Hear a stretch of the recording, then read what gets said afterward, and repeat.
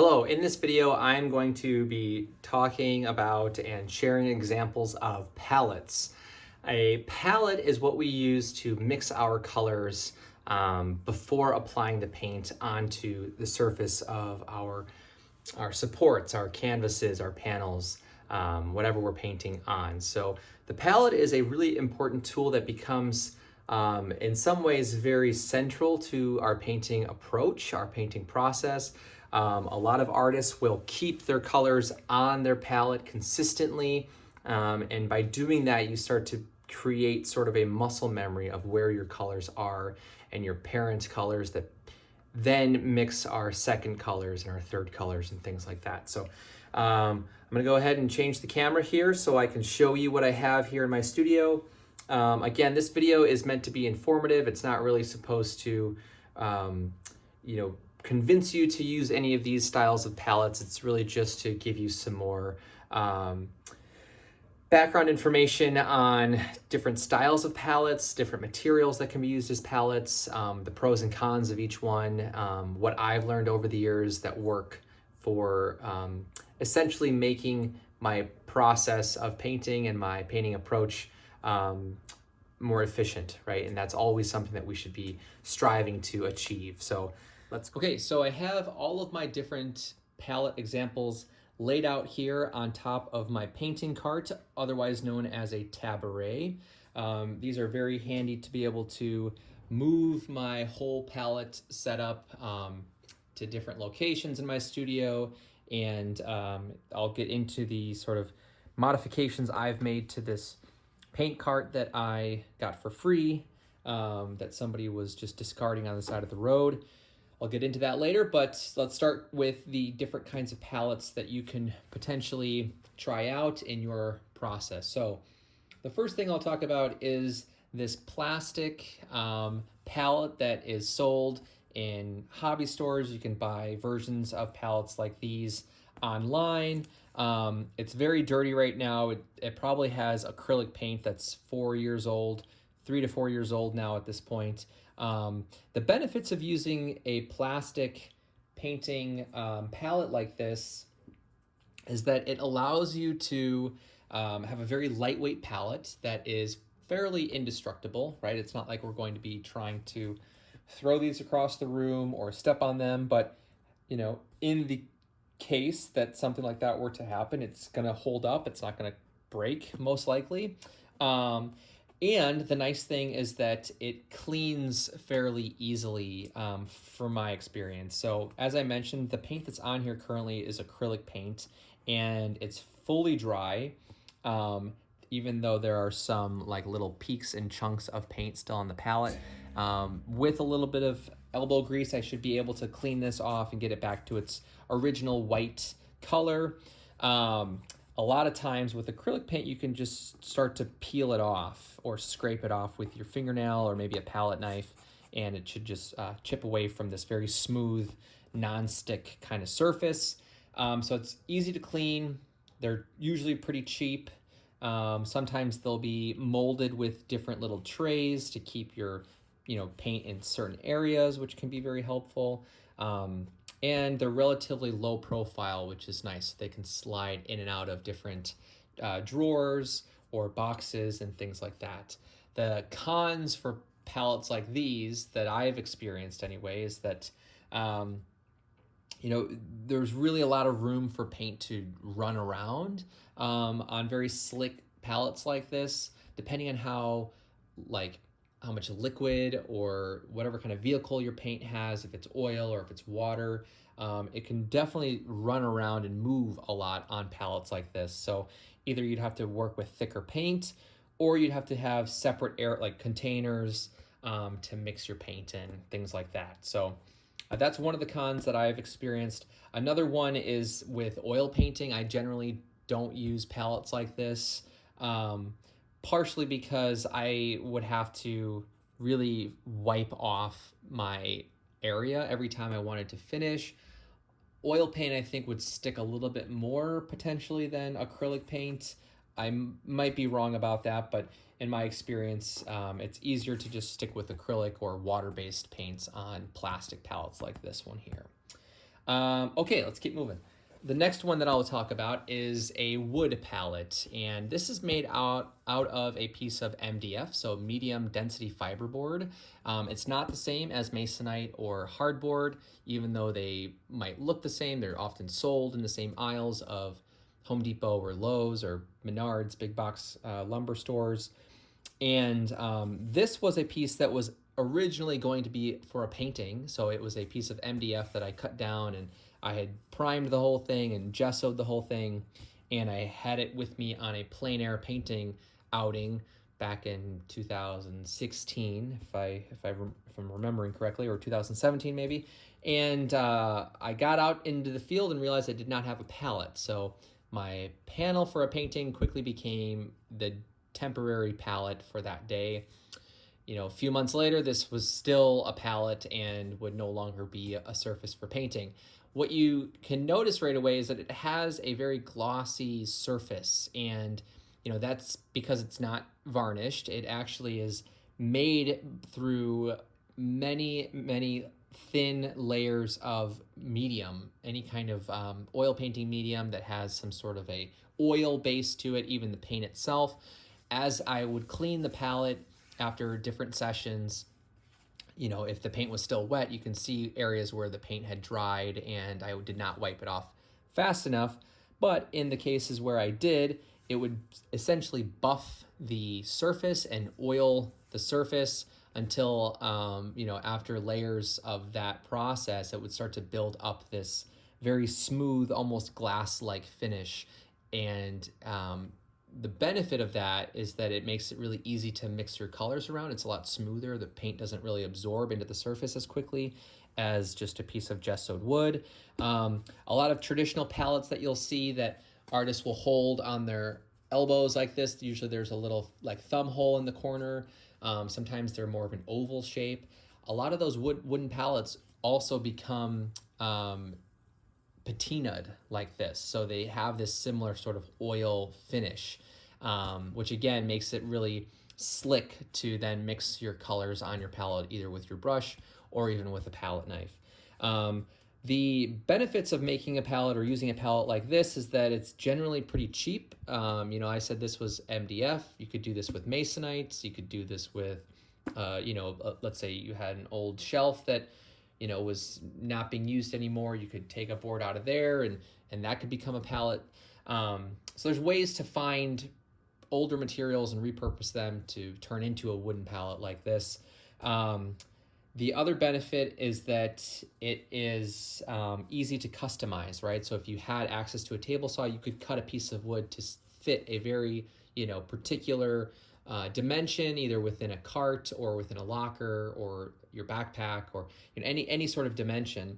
Some of the cons of using a wooden palette like this is that they can be kind of heavy and sort of bulky. You know, the profile is a similar width as the plastic palette that I showed earlier, but it's definitely quite a bit heavier.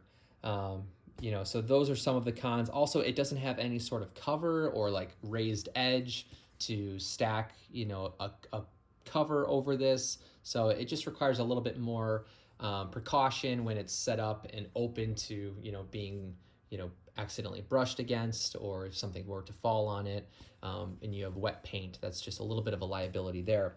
Other than that, though, it's definitely, for me, it's kind of become this accidental palette, but it's one of my most used palettes. When I don't feel like painting on my tabaret cart, which I'll show you later, sometimes I prefer to paint sitting at an easel. A lot of times I'll clamp this up with, you know, just kind of like a big studio clamp, and that sort of like this one, I don't know if you can see that over here, and that will become my palette for the session, and I can keep it vertical, which is also really nice too. Some artists are very particular about where their palettes are located. There's one artist in particular, David Kassan, Kassan, who essentially trademarked a palette design that was a vertical palette that had a mount on the back and a plastic cover. It was very, mobile friendly, very lightweight. The dimensions would fit into almost any standard size backpack. And the nice thing about the vertical setup is that it allows you to have your palette on the same depth of field, the same position in your studio, so that way when your light source is hitting your work area, the colors on your palette are going to match a lot closer to the colors of your painting than if your palette was flat and your painting was upright. Some of those very subtle differences can alter the way that we perceive our colors and create challenges that maybe we don't really want when we're trying to match certain colors into our painting. So this type of palette allows me to kind of make a makeshift version of that same idea if I'm feeling up to it. So that's a benefit of a palette like this. Actually, it's a benefit of any sort of piece of flat material that could be a palette. Which leads me to my next example here. So this is a piece of plexiglass that I purchased from, I believe, Home Depot a few years ago. It was originally meant to be a piece of acrylic for picture framing. You might be able to see that it says non-glare in some areas. So this is meant for framing artwork or pictures. This is a type of plastic that will work to eliminate some of the glare from light reflecting on the glass. I wonder if I can sort of show you some of that effect here. While I'm peeling this plastic, I will talk a little bit more about the benefits of using acrylic like this or some sort of plexiglass. The biggest one is that it's clear, right? And you can see below, on my work area, I have some of this gray paper that I'll talk about in a moment. But what we paint on can also influence the way that we understand our colors that we're mixing. And by that, I mean, if I were to take a color and squirt it on this palette and move it around on the gray, squirt it on this kind of goldish wood color here, that color might look a little bit different if we just were to focus on the area where the paint is next to the material that it's on. It's a phenomenon that we will talk about later in the semester called simultaneous contrast. And the point of this story is to talk about how we can control what we choose to paint on our palette as our background sort of comparative color, or our control, I guess, in some ways. So using plexiglass would allow you to take any kind of construction paper, any kind of colored paper, and lay it underneath your piece of plexiglass, and then that color can be used to judge the properties of our mixtures. Most people try to stick to a neutral, somewhere kind of in the middle of the value scale. That's a very, very helpful place to start when looking for a background color. Some artists will take a piece of linen or canvas and put that behind because they will use clear primers and gessos so it matches the color of their canvas. There's a lot of things that you can do. Some artists will also just paint the backside of the acrylic with the pre-mixed color. That's a great idea. The only issue there is then you're kind of stuck with that color in the background. But anyways, so you can see that glare effect kind of helps a little bit. It definitely still reflects off this light here, but compared to a piece of glass, I think it is a little bit better. Anyway, so these are fairly cheap. It's a nice size palette. It's not super big. If you were interested in doing plein air, this would be a pretty good size palette to use. Again, really lightweight, affordable, a lot of flexibility in its form. Obviously, this is going to be harder to break than a piece of glass, for example. This also is very thin, right? So it can fit in a lot of places. Same problem as the piece of wood, where it doesn't have any sort of lid, doesn't have any kind of lip to place a cover over it. So you'd have to be a little bit cautious of things like that. If you were interested in working on a very smooth surface that offered those transparent benefits, plexiglass would be my recommendation while you're in the studio, mostly for the ideas of safety. You wouldn't want to have this be a solid piece of glass. One, because it would be extremely sharp on the edge, and two, if it were to fall and break, then we would have quite the mess to clean up in the studio. It's difficult to get every little shard of glass sometimes. So those are some of the cons, but let's go ahead and keep moving. This is what's left of a pad of palette paper that is sold by a company called Richardson. It's a Wisconsin-based company, and they make art supplies. This is one of their larger pads. I think this is about 12 by 16 inches. And basically this paper is very similar to what you would feel in like a freezer paper, where one side is very like fibrous feeling and the other side is really, really slick. It's also created with this gray light, somewhat middle value to give you that comparative ground to make judgments on with your mixtures. The really handy thing about palette paper pads like this is that when you fill it up and you're kind of done using it, you can just rip it off the pad, crumple it up, and throw it away. So it's very disposable, which is handy. It's also fairly lightweight. Generally, this would be flat, attached to a piece of cardboard, but mine, I think I had either ripped it off or it was starting to come off, so I just pulled it off. And I store mine now kind of as a tube with a rubber band around it like this, since I don't typically use it very often anymore. I've heard artists talk about using this and really loving this material because a lot of them will choose not to throw away their pages. Instead, they'll take a Sharpie or something and they'll label some of their mixtures, especially if they're working on large scale paintings, and when they're ready to start with a fresh piece of paper, they can keep their older ones around as sort of like color notes or a color sketchbook, if you will, that can kind of remind them how they achieved certain colors in their painting that they're currently working on, or in a painting that maybe is in a series for whatever reason. So that's another really handy feature of using something like a sheet of palette paper. I think they sell the same product in smaller sizes too, if you didn't want such a large pad. I think they sell them at like a 9x12 size, which is really, transportable in a lot of ways. But great palette idea, solution. One thing I will mention is that it's not necessarily like, as you can see, it's a little bit reflective, right? So anytime we work on a shiny surface, those reflections of light can kind of alter the way that we understand our colors. So if you're not a fan of working on super, super shiny material like this, that has, variations in the surface, then this might not be for you. But other than that, it's a great solution. The only thing is once you get through the paper, then you'll have to buy more or you'll have to switch to a different style palette. So for me, that was one of the main reasons I stopped using it. I wanted to have a palette that I would just stick with, and that would become like my one tool to mix all my colors. So I don't typically use this very often anymore. All right.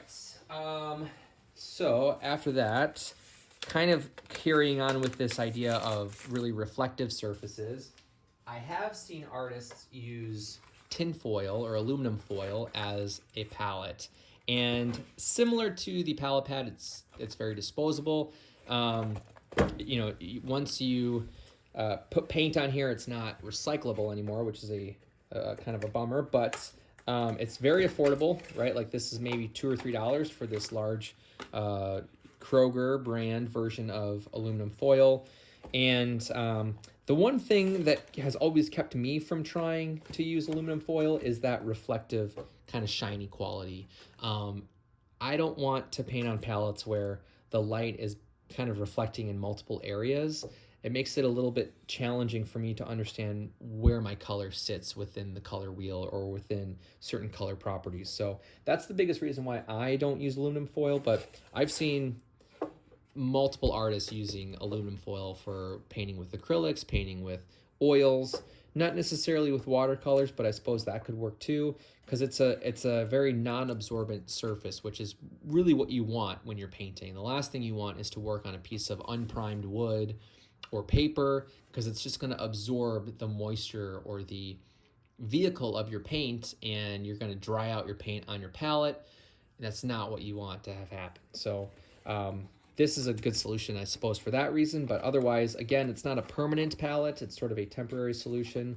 If you're painting at home and you forgot your palette or you don't want to load your palette, this could be a great solution for a like spring break or a summer break or a holiday break, just to keep painting without having to take all of your supplies from campus or, you know, from your studio. So something to keep in mind.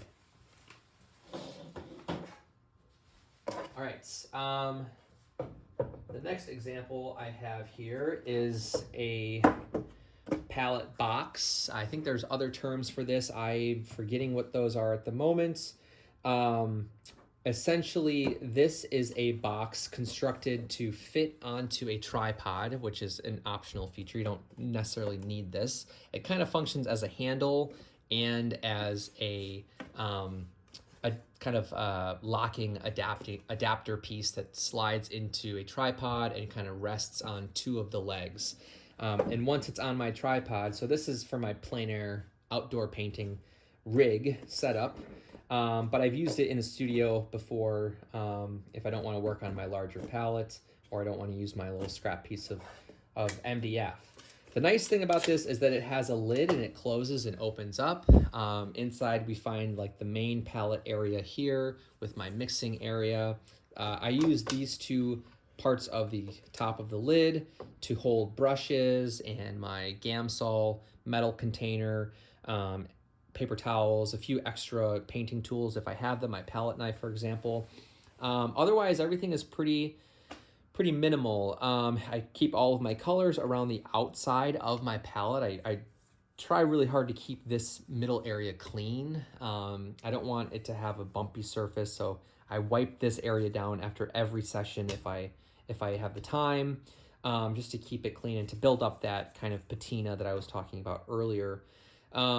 Yeah, I have had pretty much no issues with this palette. It was pretty simple to make. If we look closely, you can tell that it's essentially just a rectangular box. It's not very deep. And basically what I did is I constructed a box with a piece of wood that was this piece of white wood at one point in time. This was all one piece, and it went all the way around, and then I cut a piece to fit the top. This was all one piece at one point in time, kind of like the bottom. So I cut two pieces to fit. I glued it all together. Once it was all glued together, I ran it through my table saw and basically cut the box in half this way and created this divide between the top and the bottom of the lid. So I turned the box into two halves, and then I took the top lid, cut it down the middle, and I had my two halves of the lid.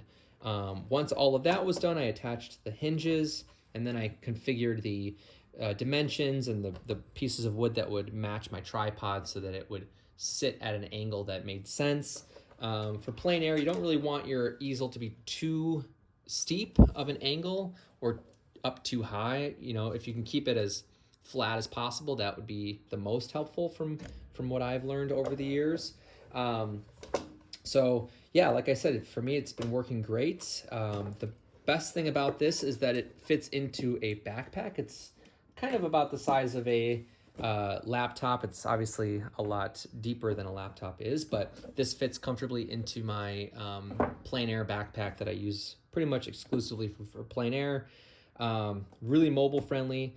Obviously, the con is that you'd have to make it yourself. They don't really sell these, so it just takes a lot of extra time and planning. But for me, it's been a very invaluable tool for a lot of the plein air events that I've done. When I've been plein air painting on my own, I take this every time I go. So yeah, and like I said, I even sometimes will use it in my studio. So those are the pros and cons with a paint box like this. Some people will call them gorilla boxes, pochade boxes. They're all a little bit different and also similar. Those are terms that you'll hear or find if you're looking at plein air gear. But yeah, this is a useful tool. The nice thing about this as well is that with the lid closing, you'll find if you paint with oils that as the paint on your palette starts to oxidize and cure and dry over time, it will release some of those, not necessarily vapors, but you'll be able to smell some of the turpentine if you use turpentine, or different resins if you're using certain mediums. And this kind of helps to keep some of those VOCs and those fumes down a little bit, either in your studio or your backpack, wherever you're storing this. As you can see, I also try to preserve my paint and make it last as long as possible with a piece of food wrap, clear food wrap, something like this Glad food wrap. I also use this on my larger palette that I'm going to show here in a moment. But this helps to keep the paint from drying out as fast, especially if you're using expensive paints. That's a really important thing to keep in mind. You don't really want to be wasting your paint. This has been out of use now for a few months, so even though there's the cling wrap on here, the paint is still most likely already cured. If not, there is at least going to be a little bit of like a skin that will form over the paint. Just sort of, if I poke through some of these piles, there is a little bit of wet paint still. So, that's how effective the cling wrap is for your palette.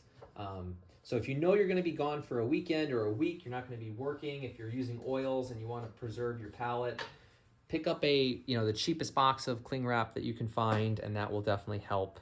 Like I said, this hasn't been used for a while, so what I'll probably do here in the next week or two is go through with probably a really durable, heavy-duty palette knife. This one's pretty strong, and start scraping off some of these piles since they're mostly dried out anyways, and try to get it back to a fairly clean state before I start using it again in the spring. But anyways, that's this palette here. Let me move on to my last palette, and then I will wrap up the video. So, as I mentioned, this is my Tabaret paint cart. I've designed this so that there is a kind of loose lid that goes on the top with a piece of birch 3/4 inch plywood that I just had laying around. It happened to be like right around the size of the palette, so it covers the palette with a little bit of extra space too. And the reason I have this here is so that I can use this sort of like a desk. It's a nice, clean, flat surface. It also covers and protects my paint when I'm not, working, or if I'm doing something close to my palette and it falls, it's not going to land on the glass palette that's underneath here. So this just comes off. I lay this down on the floor while I'm working. So underneath, what we have is a piece of 1/4 inch glass that is just loosely sitting in here. I could slide it out if I wanted to, but that would be kind of a lot of work, so I won't do that. Underneath the glass is a piece of gray paper that I painted with acrylic paint, and I tried to pick a gray that was somewhere in the middle of a value scale. So if I hold up a value scale that I mixed and painted last year, you can kind of just sort of compare like our white versus the palette, the black versus the palette. It doesn't match either of those, but it's somewhere in here, maybe like this value 6. So using a value scale, either that you have purchased or that you make yourself, can be a good reference guide to figure out which value you want to try to mix up for your like ground, essentially your toned ground underneath your palette. So then I keep all my colors, again, kind of on the periphery of the palette to keep the main area here fairly clean for when I'm mixing my colors. Sometimes I will let the paint just dry right on the palette, mostly because I'm able to go back and scrape it off with one of these little razor scraper tools that are carried in most home goods stores or like hardware stores. Lowe's and Home Depot definitely carry these. They sell them in different sizes. I've had some that are really short and small. I've had some that are a little bit closer to this size. This is the one I've used probably for the longest amount of time. The nice thing is if the blade ever gets too kind of gunked up or breaks or chips, I slide it out and replace it with a new blade. So it makes it really easy to keep it in a good working condition. So I usually keep this off to the side on my pallet, on my top of my cart. I also, like I said earlier, try to protect the paint. This paint is a lot more fresh. This is only a few days old, so a lot of this paint under here is still as wet as it was when I first put it on the pallet because of the cling wrap. So that's sort of the setup for the pallet on here. Having a glass pallet is really handy for cleaning purposes. As I mentioned, with the scraper tool, it's really easy to go through and clean everything as the paint dries. It's really hard to get dried paint off of a wood pallet and a plexiglass pallet. I've found, especially if you're trying it with one of these scrapers or even your palette knife. On here, it's a lot easier to get it back to its original state. Obviously, the cons are that it can be dangerous to use a glass palette if it's not sort of like rounded off on the edge. This was a custom piece of glass that I purchased through a local glass distributor company where I live. And for this one piece of glass, I think I paid maybe $18. So it wasn't necessarily super cheap, but also wasn't necessarily super expensive. Some people will find big pieces of glass like this that were from refrigerators or freezers or shelving units. Those can work just fine too. Some people use picture frames. The biggest thing to kind of be aware of is the thickness or the thinness of the glass. Sometimes if the glass is really, really thin, it's really easy to break, but also some thick glass can be easy to break too. And I've heard kind of both sides of the story or the opinions of tempered glass being what you want versus not what you want. And you might have to do a little bit of research. I don't believe that this is tempered glass. It's sort of a standard glass, if that makes sense. I don't really remember. I asked the owner of the glass shop that I got this through some of these questions, and he told me that tempered glass would actually break easier, if I remember correctly. Hopefully I'm right about that. But anyways, so this was a custom piece of glass, which actually was ordered to fit the cart itself. So I'll show a little bit more of the actual tabaret here. So you can see at least the full tabletop, a kind of modification to this red cart. Let me also just show you the actual cart itself. So this is a Craftsman like tool cart. You'd find these typically in garages or in wood shops. I really like having this because it's metal and I can keep a lot of my flammable mediums and different materials down in this lower section and close the door.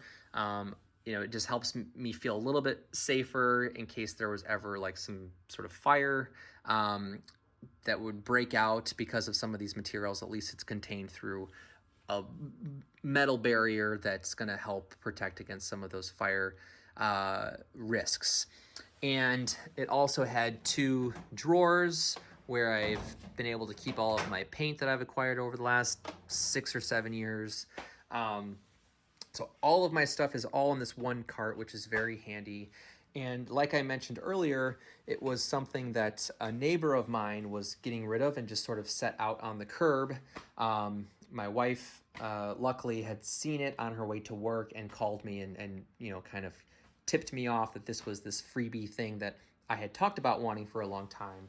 And it was in good enough condition that I could just wheel it back to our house and hose it down and clean it off and get it in working condition. So it's held up for the last 1.5 years, and I've been very happy with it. Like I said, the piece of glass was cut to fit, as you can kind of see, the inside dimensions of this top piece here, which, if we look closely, it has this raised edge, and the glass used to fit right inside of this raised edge. Now, recently, a week ago, I constructed this tabletop modification because I wanted a little bit more shelf space or table space to hold my palette knives, my brushes, paper towels, different containers, things like that that I often use while I'm working. The issue before was that a lot of that stuff had to be housed on the palette itself, and my palette got a lot smaller really quickly. And when I was working on larger paintings and needed to mix up large amounts of a color, I didn't really have the room that I needed. So this is a very helpful, handy addition to the cart. And it's made out of a piece of MDF that is this whole length. And it's glued onto two pieces of wood that sit at the very edge so it doesn't slide around or it's not going to fall out of the lid. And I'm slowly adding on extra little features for, clamps and paper towels, things like that. So it's a very, very handy cart to have. Some painting studios will have tabourets to kind of keep everyone's individual supplies in one place. Some studios will have the piece of glass already in the top. Down the road, if you had the room to have a cart taboret like this, definitely can make your painting process more efficient. It's not the sort of thing that's going to necessarily improve your paintings, but it can help with organization of your space, which is pretty important. So that's about it for my taboret. And that also brings me to the end of the video. I know this was a long video. You can probably, hopefully you kind of were able to sort of skip through the video to hit the highlights that I pointed out if you were low on time. But if you watched the whole video, thank you so much. I hope that you enjoyed it and you learned something new. Palettes, again, like brushes, paint, all of our other materials, they're part of our toolkit, right? And again, the goal should be to find something that is going to help you feel better when you're painting, to give you the amount of space you really need, not want, but need when you're working, which sometimes isn't that much space for mixing your colors, and that is going to be reliable and safe. So, try to keep all of those things in mind when you're figuring out your palette setup. Something I did forget to mention about using glass is that if you don't have a way to securely keep your piece of glass from sliding around on your table or wherever you're keeping it, consider taping it down to a piece of wood or to a piece of like hard cardboard or something like that to at least cover that sharp edge, and try to protect your fingers or somebody else's hands if they were to pick up your palette and move it around. Some people, like I said, will just take a picture frame and just never take the glass out of the frame, but start painting on it right away. That's a great solution to that problem as well. So that is pretty much all I have to share. If you have any questions about palettes, let me know. Again, there's a lot of information online. People have different opinions about palettes, but for the most part, they are as good as we, make them out to be in our own process. So have fun, be safe, and, be open to adapting and finding creative solutions to setting up your space. Before I forget, there is one other tip that I have heard of. I don't regularly use this. It's been a long time since I've tried this, but I'm pretty sure that some artists will spray a little bit of hydrogen peroxide on their palette. I think it's hydrogen peroxide. I could be way off. That works really well at breaking up the paint off of your palette. And I think most artists do this if they have a glass palette, but I would imagine it would work just as well on a piece of plexiglass. So look into that too. If you have a palette that's really like dried and caked on with paint, it's hard to get that paint off. Maybe do a quick Google search and see if that's true. The last thing, I keep thinking of new things. The last thing that I will mention is with scraping off chunks of paint, or if you're done with your session, you want to clean off your palette.